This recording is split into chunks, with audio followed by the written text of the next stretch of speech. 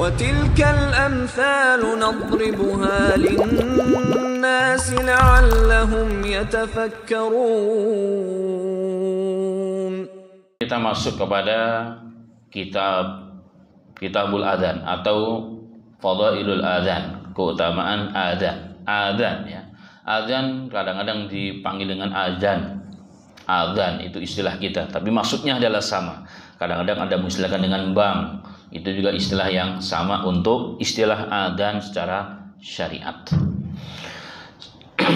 Sedangkan yang mengumandangkan adzan namanya muadzin. Ya, muadzin adalah orang yang mengumandangkan adzan, orang yang berazan. Kadang-kadang diistilahkan dalam bahasa kita disebut dengan Bilal. Bilalnya siapa? Maksudnya adalah muadzinnya siapa. Kenapa adzan atau dan muadzin itu dipanggil dengan Bilal?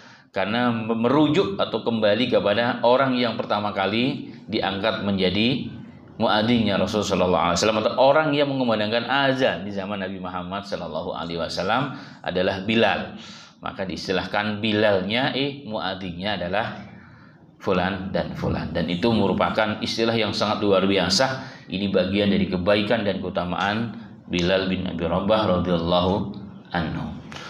Jemaah sekalian, sebelum masuk kepada hadis-hadis yang dinukilkan oleh Al-Imam rahimahullah taala, sedikit mengulas istilah adzan atau makna adzan dalam perspektif Islam. Adzan lughatan secara bahasa artinya adalah al-i'lam, adalah pemberitahuan, pengumuman. Pengumuman tentang apa? Tentang al-i'lamu bidukhuli waqti shalah.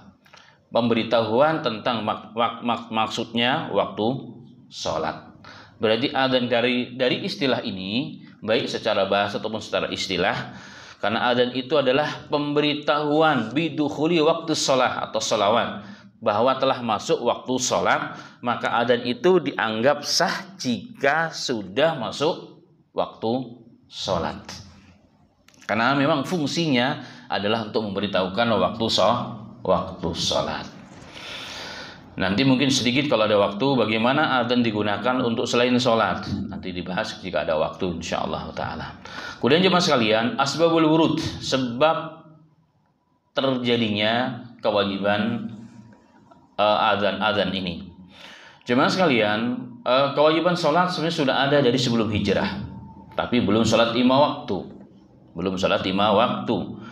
Dan setelah mereka hijrah atau Nabi Muhammad dan kaum muslimin hijrah ke Madinah, pada tahun pertama hijriah diwajibkannya adzan atau diturunkannya syariat adzan oleh Allah Subhanahu wa taala. Sedang asbabul wurudnya, sebab terjadinya adalah ketika kaum muslimin, sebagaimana dalam riwayat hadis-hadis yang sahih yang cukup banyak riwayatnya dengan lafaz yang sedikit berbeda, tapi intinya adalah sama, bahwa para sahabat Nabi Muhammad SAW dahulu bercerita, kami dahulu kalau waktu mau sholat, kami selalu mengira-ngira waktu.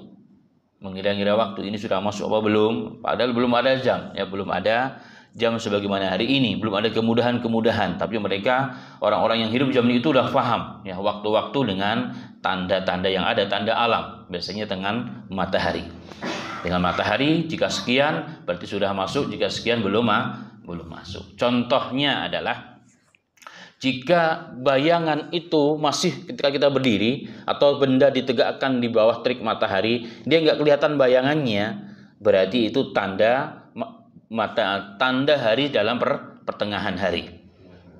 Jadi pertengahan hari itulah waktu yang diharamkan oleh syariat, itu pas pertengahan hari. Tapi kalau sudah mulai kelihatan bayangannya, bayangannya ke arah timur, berarti disebut dengan zawal. Zawal itu artinya apa? Telah bergerak waktu, telah berpindah waktu.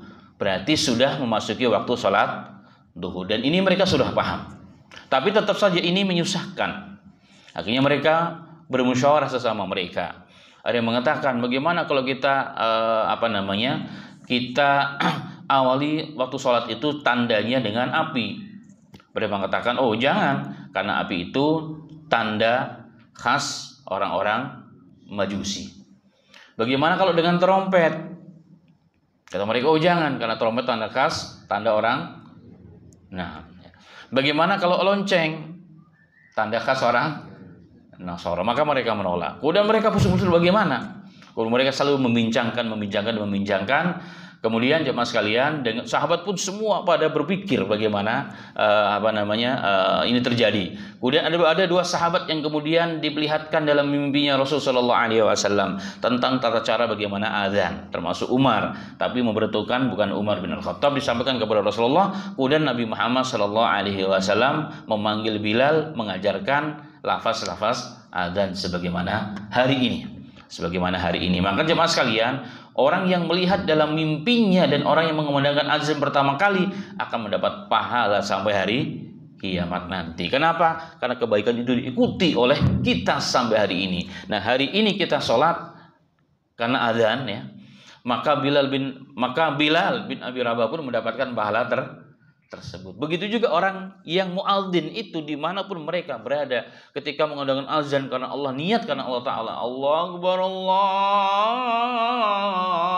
Akbar, maka orang Islam yang bergetar hatinya mendengar suara tersebut ya, kemudian ingat kepada Allah, pergi ke masjid, sholat imam dan seterusnya, maka muadzin tersebut mendapatkan pahalanya. Masya Allah. Ini diantara keutamaan orang yang beradzan. Nah, dari situ jemaah sekalian, kemudian azan disyariatkan oleh Allah Subhanahu wa taala. Kemudian terjadi ikhtilaful ulama, apakah azan itu wajib ataupun tidak? Wajib ataupun tidak bagi umat Islam, ya, bagi umat Islam.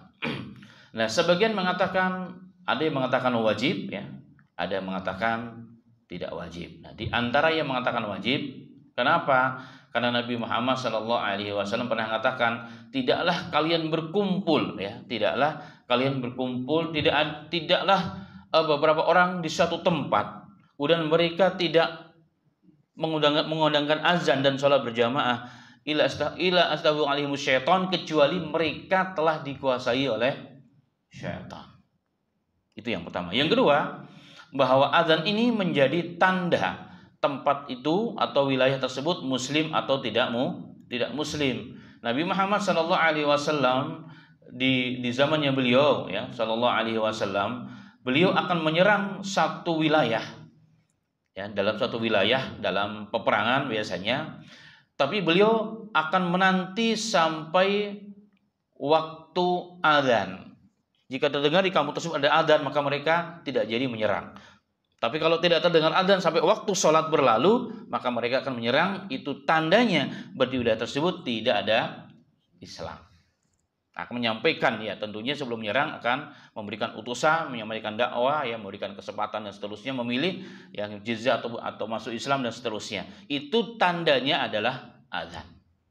Dan sangat disunnahkan adzan tersebut jemaah sekalian. Dan ini juga sesuai dengan perintah Allah Subhanahu wa taala dan beberapa ayat ya. Fa idza nadaitum ilas shalah, jika kalian dipanggil untuk salat. Itu juga ada teks dalam surat Al-Maidah dan juga dalam beberapa isyarat ayat-ayat yang lainnya.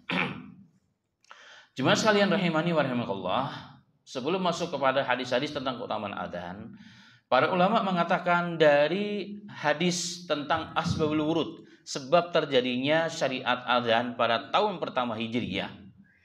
Pada tahun pertama Hijriyah, di mana mereka membicarakan tentang adzan, tentang cara bagaimana mengumpulkan kaum muslimin, mengingatkan kaum muslimin bahwa telah masuk waktu sholat dan diadakan sholat berjamaah di masjid. Kemudian para sahabat berpikir menawarkan beberapa metode, tapi mereka semua menolak. Kenapa menolak? Karena itu ciri khas ajaran orang-orang non-muslim. Nah, dari sini jemaah sekalian, maka ada satu hikmah yang dapat dipetik dari awal-awal kaum muslimin hijrah adalah apa? Bahwa Islam itu melarang kita mengikuti ciri khas ajaran-ajaran non-muslim. Tidak usah bicara tentang ibadah dan akidah mereka, sudah pasti. Sudah pasti. Bagaimana ciri khas saja, ciri khas yang asalnya itu bukan ibadah, itu bukan akidah mereka, tapi menjadi ciri khas mereka, itu orang Islam juga tidak boleh mengikutinya. Nah, dalam beberapa ayat ada disinggung tentang hal tersebut. Contoh dalam surah Al-Mumtahanah, innama yanhaakumullah 'anil ladina qatalakum fid din. Sesungguhnya Allah Subhanahu wa taala melarang kamu menjadikan mereka sebagai teman-teman dekat orang-orang yang kau ikuti dalam agama kalian. Dalam hadis yang insyaallah sahih dalam riwayat Abu Daud dan Ahmad, man tasyabaha biqaumin fahuwa minhum. Barang siapa yang menyontoh, mengikuti satu kaum, apalagi ciri khas ibadah tertentu selain Islam, maka mereka digolongkan dengan orang atau golongan tersebut. Dan ini menjadi larangan dalam ibadah kita. Makanya jemaah sekalian rahimani wa rahimakumullah, Al-Imam Ibnu Hajar Asqalani dalam kitabnya Fatawa Kubra ya, juga disebutkan dalam beberapa kitab-kitab madzhab Syafi'iyah seperti dalam Tuhfatul Muhtad dan lain sebagainya. Beliau pernah ditanya, "Masu'ila an tashabbuhi ba'dul muslimin anil kuffar bi ayadihim." Ketika beliau ditanya, Ibnu Hajar Asqalani, kibar ulama Syafi'iyah. Kibar ulama Syafi'iyah ketika ditanya tentang hukum seseorang, ini orang Islam yang mengikuti, mencontoh, menyerupai begitu ya, atau ikut serta dalam ibadah-ibadah dalam hari raya orang-orang non-muslim atau kafir. Maka beliau mengatakan, setelah menyampaikan beberapa catatan, beliau mengatakan, wal hasilu, hasilnya, kesimpulannya, beliau katakan juga demikian, in qasada bidzalika tasyabuh bihim fi syi'adil kufri kaffara qat'an. Jika menyerupai, penyerupaan orang Islam itu dengan orang-orang non-muslim itu niatnya menyerupai mereka dalam sebagaimana ajaran mereka, maka beliau mengatakan kafara kufron, maka jelas itu kufur yang tidak terbantahkan, artinya kufurnya pasti. Itu menurut Al-Imam Ibnu Hajar Asqalani. Nah, jemaah sekalian rahimani wa rahimakumullah, dikatakan bahwa tasyabbuh menyerupai lahiriah itu bisa berpengaruh kepada batin dan akhlak.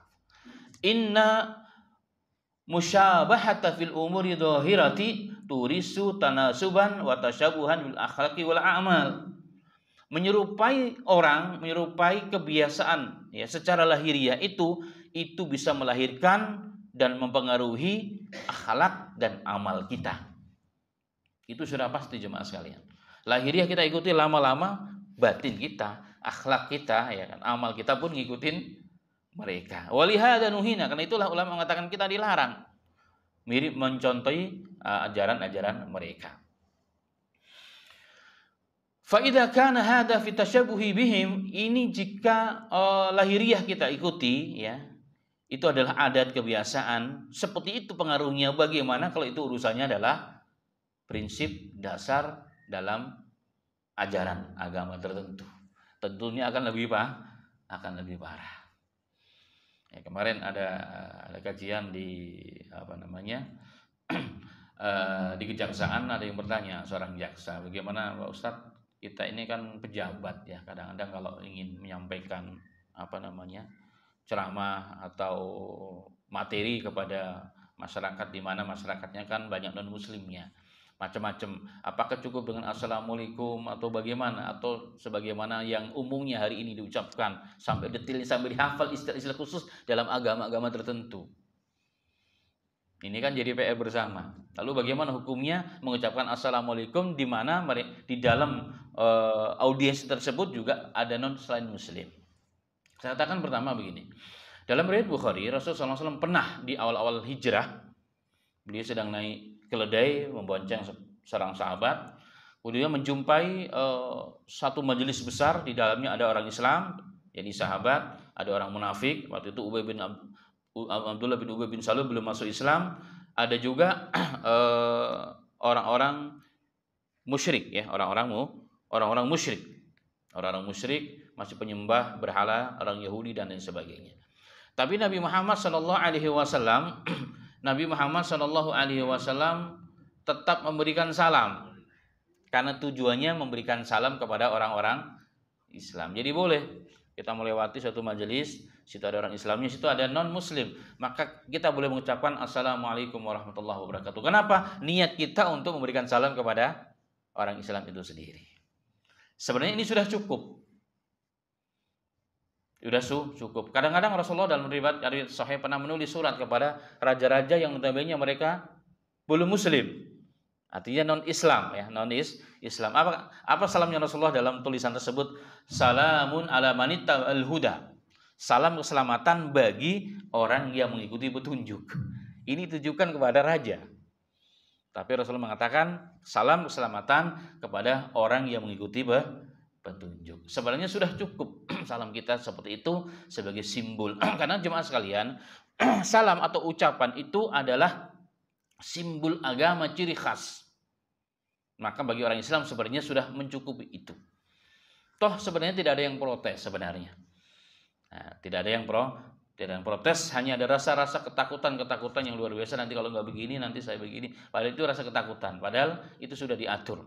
Yang penting kita saling menghormati, menghargai, tidak mencela. Itulah toleransi. Tidak perlu mencampur aduk urusan ciri khas agama kita dengan agama yang lain. Nah, ini yang mungkin perlu menjadi catatan bersama. Nah, dari hadis ini jemaah sekalian tentang asbabul wurudil adzan. Asbabul wurud fi tasyri'il adzan, sebab kejadian disyariatkannya adzan. Dari situ kita mengambil kesimpulan, sekali lagi penegasan bahwa Islam mengajarkan amalan Islam harus berbeda dengan amalan yang lainnya, dan itu harus kita berjaga. Kalau kita jaga, maka insya Allah akan lebih baik. Cuma kadang-kadang hari ini ditakutkan dengan istilah moderasi beragama. Ada istilah moderasi. Sekarang sedang diangkat, maka muncul ada kurikulum syariah, kurikulum kasih sayang dan lain sebagainya. Secara lahiriah itu bagus sebenarnya. Kasih sayang, kemudian moderasi. Itu artinya kan iktidal, adil, insaf kita. Tidak boleh berlebihan. Dan itu rujukannya jelas dalam surah Ali Imran, ya kan? Wa ja'alnakum ummatan wasata, kami jadikan kalian umat yang wasatiyah, pertengahan. Tidak boleh radikal, tidak boleh ekstrim dalam seluruh aspek kehidupan kita sebagai seorang muslim, baik dalam ibadah, muamalah, muasyarah, apalagi dalam urusan akidah harus seimbang. Nah, tetapi kadang-kadang memang dipelesetkan atau diarahkan atau disusupkan terselubung niat-niat yang tidak baik yang kita harus waspadai. Jangan-jangan, semoga ya tidak terjadi, tapi ini kelihatannya demikian. Ada usaha-usaha gerakan pendangkalan akidah. Ini yang kita harus pahami, ya kan? Nggak boleh jadi orang yang mencoba mengamalkan sunnah kayak saya ini begini nih dianggap radikal, ya kan? Orang yang belajar untuk menutup auratnya dengan baik, kaum wanita dianggap radikal, intoleran dan sebagainya. Nah, ini yang tidak benar. Ini yang tidak benar. Kita wajib mengucapkan ucapan-ucapan sebagaimana orang Islam sebagai tanda kasih sayang sesama agama. Kita tidak boleh mengajarkan agama terlalu dalam. Kita tidak boleh menganggap agama yang paling benar agama kita, agama Islam. Nah, ini pendangkalan akidah, dan ini jujur ini sebenarnya adalah menanamkan rasa kebencian kepada agama kita itu sendiri, dan ini tidak diperbolehkan. Kenapa? Karena jelas-jelas bertentangan dengan firman Allah, inna dina indallahil Islam. Ini yang memang kita perlu waspadai jemaah sekalian ya. Itulah yang kadang-kadang sebagaimana Ali bin Abi Thalib pernah mengatakan kepada orang Khawarij, kalimatul haqqi yuridu bil batil. La hukma illa hukmullah, tidak ada hukum kecuali Allah. Benar, kalimatnya benar, tapi yang diinginkan dari kalimat tersebut adalah kebatilan. Ini yang perlu kita waspadai. Ya, semoga Allah Ta'ala ya jadikan para pemimpin bangsa ini, para tokoh-tokohnya, orang-orang yang takut kepada Allah, takut kepada hari kiamat, sehingga mereka membawa umatnya, membawa rakyatnya kepada kebenaran, keselamatan dunia dan juga akhirat. Amin, amin ya rabbal alamin. Jemaah sekalian rahimani wa rahimakumullah, kita masuk kepada hadis ya. Hadis yang pertama ya. Hadis yang pertama tentang keutamaan azan ya, tentang keutamaan azan. Nabi Muhammad SAW mengatakan, al-muadzinun, orang-orang yang berazan itu ya, atwalu aqnaqan yaumil qiyamah, adalah orang yang paling panjang lehernya pada hari kiamat. Ini satu di antara keutamaannya. Ya, ulama-ulama mengatakan apa yang dimaksud leher seorang muadzin itu paling panjang pada hari kiamat.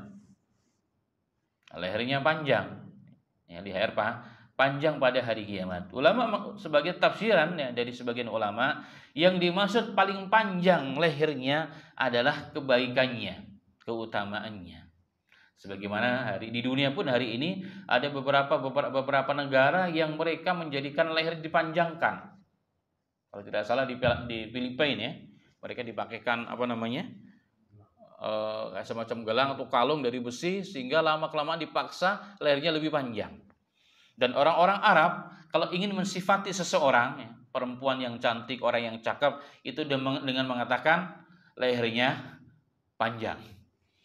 Nah, sebagian ulama dari istilah itulah maka mereka mengatakan yang dimaksud dalam hadis tersebut atwalu unuqan yaumal qiyamah, yang paling panjang bagi muadzin lehernya pada hari kiamat adalah orang yang paling banyak kebaikannya.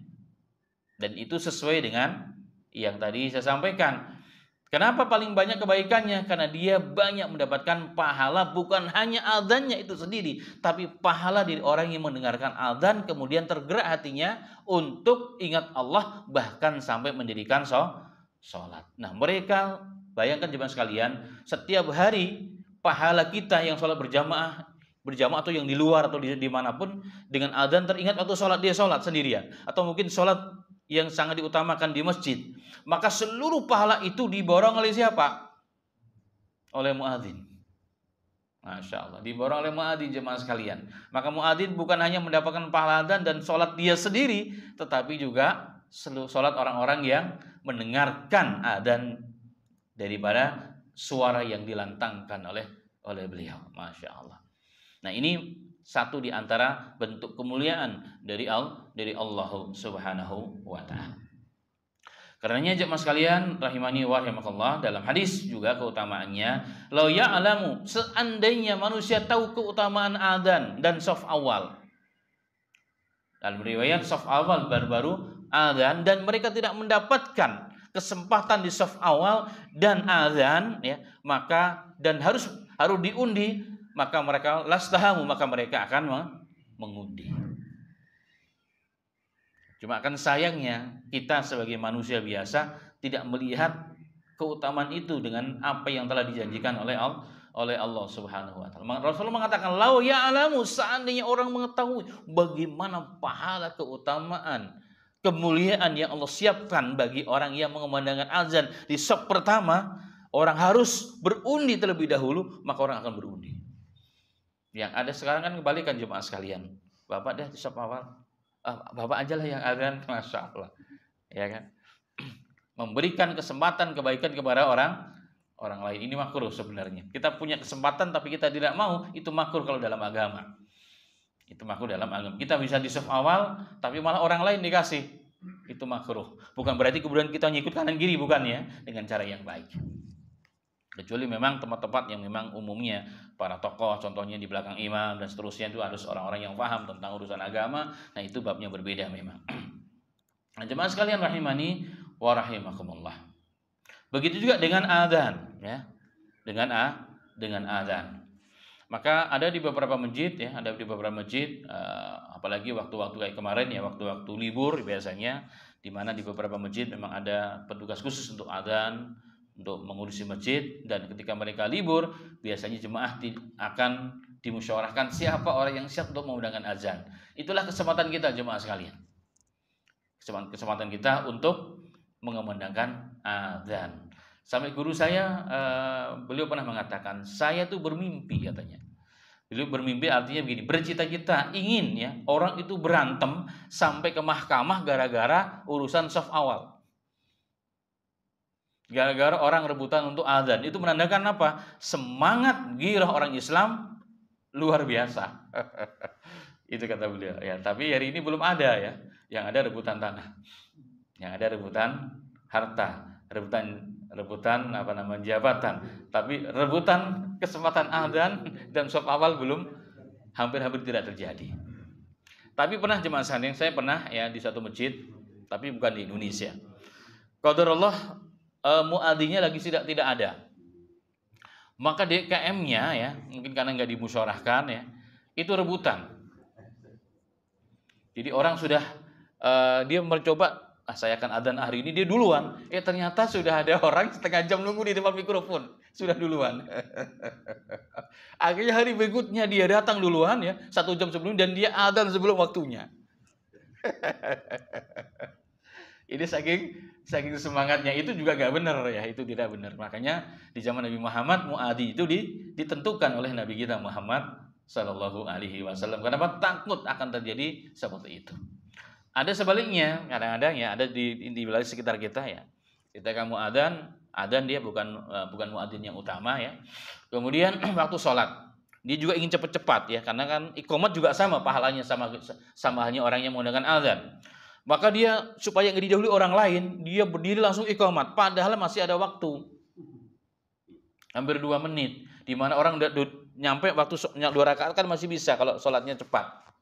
Akhirnya orang lain marah besoknya ya, lihatnya dia sedang mau sholat, baru datang mau sholat langsung diiqamati.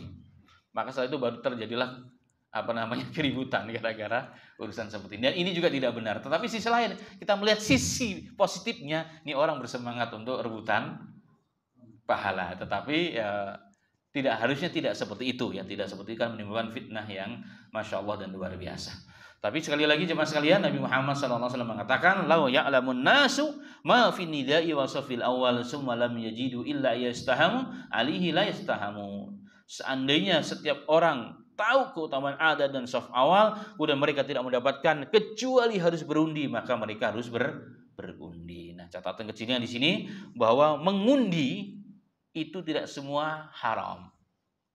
Mengundi untuk memberikan keadilan dan giliran itu diperbolehkan. Ini yang pertama. Yang kedua, haris Nabi Muhammad ketika ingin berjihad atau ingin keluar di jalan Allah Ta'ala, istrinya kan banyak beliau, maka beliau mengundi istrinya siapa yang dapat giliran pada saat itu menemani Nabi. Jadi berundi, kalau beberapa waktu yang lalu ada orang mengatakan semua yang berundi itu haram, tidak.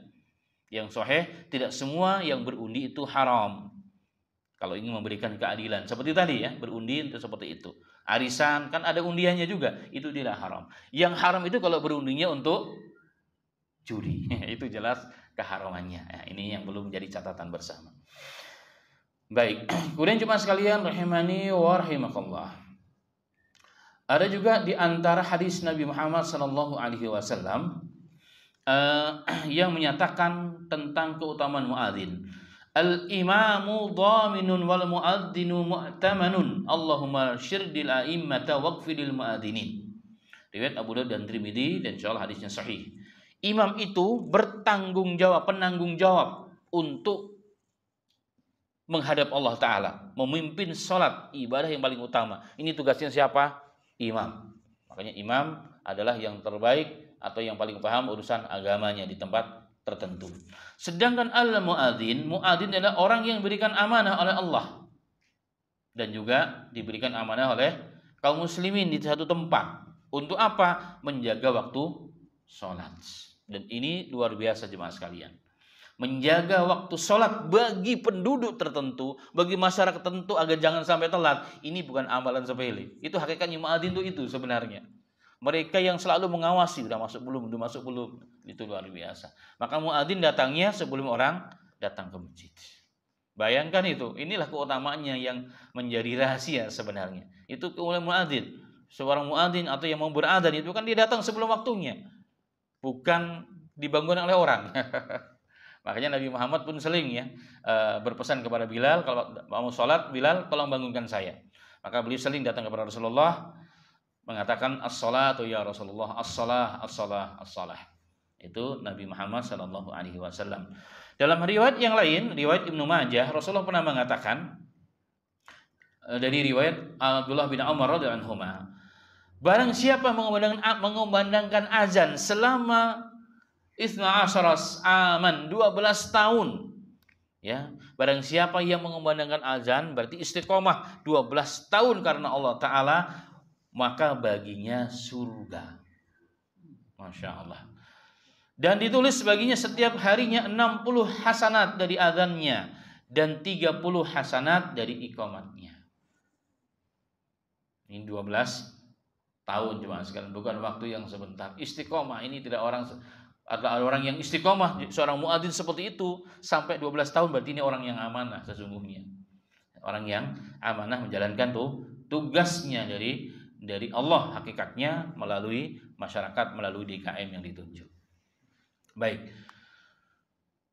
Hadis berikutnya jemaah sekalian dari riwayat Abu Sa'id Al-Khudri radhiyallahu anhu, Nabi Muhammad sallallahu alaihi wasallam ya, dalam riwayat ini pernah bersabda, "Inni araka tuhibbul ghanama wal badiyata fa idza kunta fi ghanamik aw badiyatik fa'adanta bis salati farfa' sautak bin nida." Rasulullah mengatakan ya kepada seorang sahabat, "Aku melihat engkau menyukai kambing." Artinya dia seorang pengembala kambing, punya peliharaan kambing di zaman itu banyak, dan kalau sudah keluar dari kampung itu sampai kemana-mana ya, sampai ke ujung gunung, ke puncak-puncak gunung di mana tempat-tempat ada rumput-rumput yang hijau. Rasulullah mengatakan, aku melihat engkau suka begitu ya. Maka Rasul mengatakan, jika engkau sedang berada bersama kambing-kambingmu, bersama ternak-ternakmu, dimanapun berada, mau di gunung, mau di lembah, ya di tempat-tempat yang jauh dari manusia, dan telah datang waktu sholat, apa kata Rasulullah? Maka hendaknya kau mengundangkan azan dan tinggikanlah suaramu.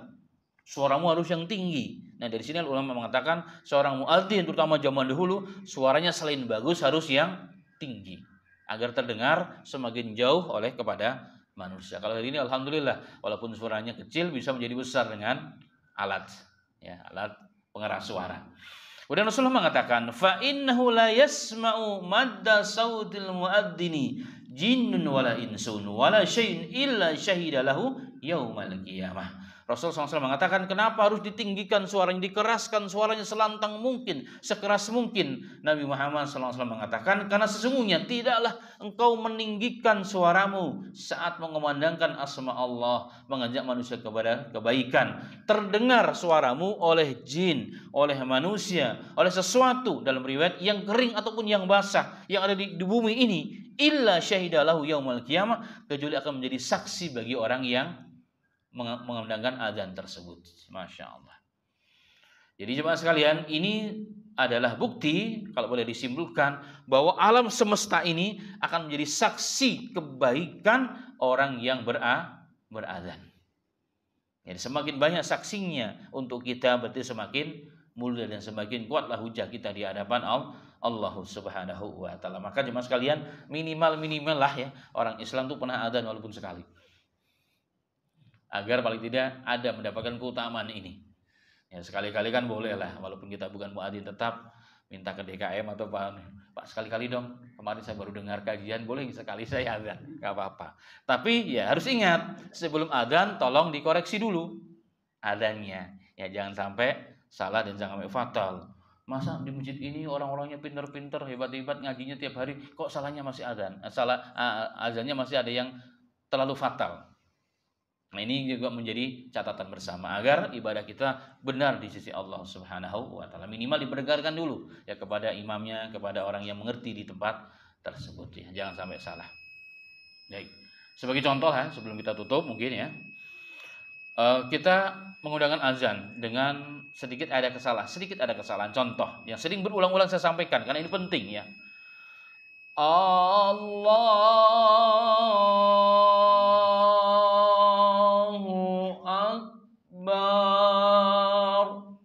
Nah kalau untuk orang Melayu mah biar bagus saja ya, itu kayaknya bagus juga suaranya. Tapi secara kaidah Arab itu fatal jemaah sekalian. Ya. Allahu Akbar. Nah kalau kita perhatikan di sini pertama adalah kalimat Allahu itu panjang. Allah itu kalau dalam bahasa Arab Allah itu artinya apa? Apakah? Anta apakah kamu gitu. Anta kalau digabung jadi alifnya double jadi panjang. Allah apakah Allah? Jadi apakah Allah itu maha besar? Jadi pertanyaan berarti ragu. Kita meragukan kebesaran Allah. Dan ini fatal. Maka ada ulama akidah mengatakan man qala Allahu faqad kafar. Kalau orang mengatakan Allah dan dia tahu betul maknanya, tetap dia lakukan itu, maka bisa jadi kufur. Karena kita bertanya tentang keraguan Allah. Tidaklah orang-orang non-muslim di zaman Rasulullah SAW itu kufur, kafir. Karena apa? Ragu dengan Allah. Ini perlu dibenarkan. Jadi harus bagaimana? Allah, gitu. Allahu Akbar. Ini yang harus sering diingat. Itu minimal yang begitu-gitulah ya. Kemudian kalimat bar itu setelah kita lihat ya, di sini tidak ada kalimat Allahu Akbar. Akbar ya, itu setelah ba itu tidak ada alif, tapi langsung ra. Jadi tidak panjang, tidak ada madnya. Allahu Akbar. Bar, bukan bar. Kalau bar berarti setelah ba itu ada alif. Itu maknanya jauh sekali. Ulama-ulama bahasa mengatakan akbar, akbar gitu ya. Itu artinya ya, akbar bukan jamak tapi ini akbar bacanya bar. Itu alat musik yang bermuka dua alias kendang. Allahnya betul. Allahu Akbar. Allah itu kendang. Tadinya kan mau memandangkan kebesaran Allah, tapi karena dia nggak sempat mungkin tasbih, tahsin dengan imam di situ, akhirnya jadi salah. Nah ini tolong diperhatikan ya, walaupun kita bersemangat, tetapi tolong ini perhatikan. Kenapa? Karena punya efek ya. Kalau dia tidak tahu dan berusahanya, bisanya itu ya, insya Allah Allah maha tahu lah ya. Allah maha tahu, insya Allah Allah tidak bakhil, rahmat Allah luas ya. Baik jemaah sekalian rahimani rahimakumullah, sebenarnya masih banyak ya pada beberapa hadis dalam bab ini ya. Insyaallah kita akan sambung pada pertemuan berikutnya dengan izin Allah Subhanahu wa taala. Ada waktu juga yang membatasi kita ya. Tapi sebagaimana biasa sebelum kita tutup, tafadhol silahkan ya. Jika ada yang menambahkan atau mungkin ditanyakan terkait dengan kajian kita ataupun yang lain, tafadhol silahkan.